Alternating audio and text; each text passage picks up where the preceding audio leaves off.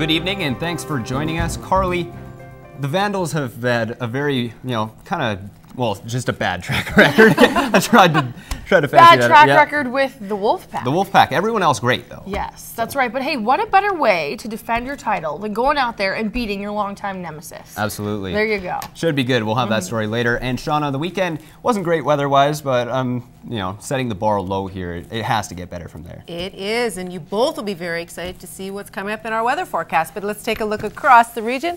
We're sitting at 20 degrees right now in Lloydminster and in the Midwest region. In Lakeland, under a mix of sun and clouds, and the Battleford's quite cloudy in 23. So I said there's lots of sunshine coming. When is it going to come? I'll have all the details coming up a little later on. A man is in critical condition after an accident early this morning. He was sitting on the tailgate of a truck that was driving home from a wedding reception in St.Walburg when the driver turned a corner and the man fell off and lost his balance.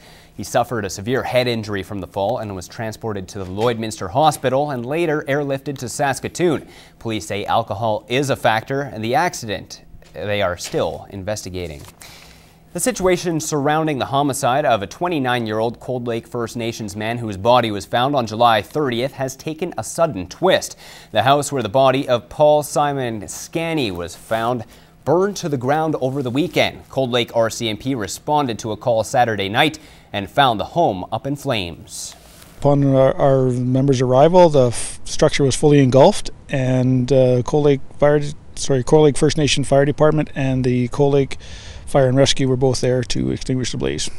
Police won't say at this point whether or not the fire is connected to the homicide, but they aren't ruling anything out.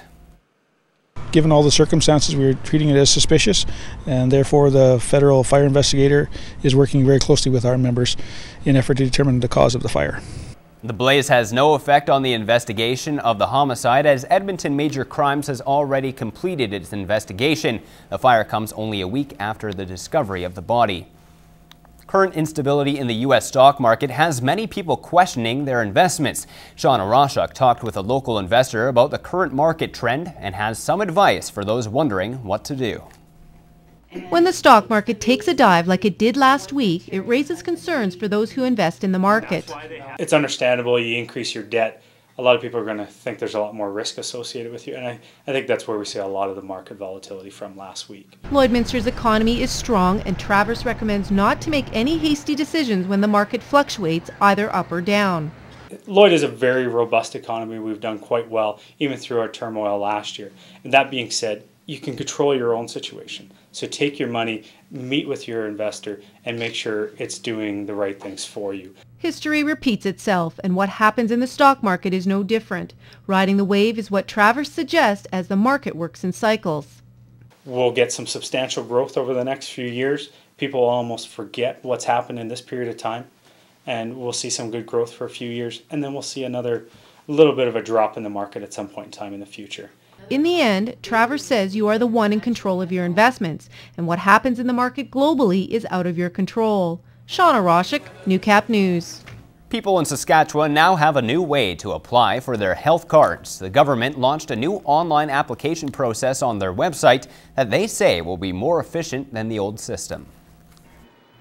Applying for a new health card is only a few clicks away. Saskatchewan is the only province in Canada that offers the online option to its residents. Well, we were looking at improvements to providing service to the public and quicker access, more efficient.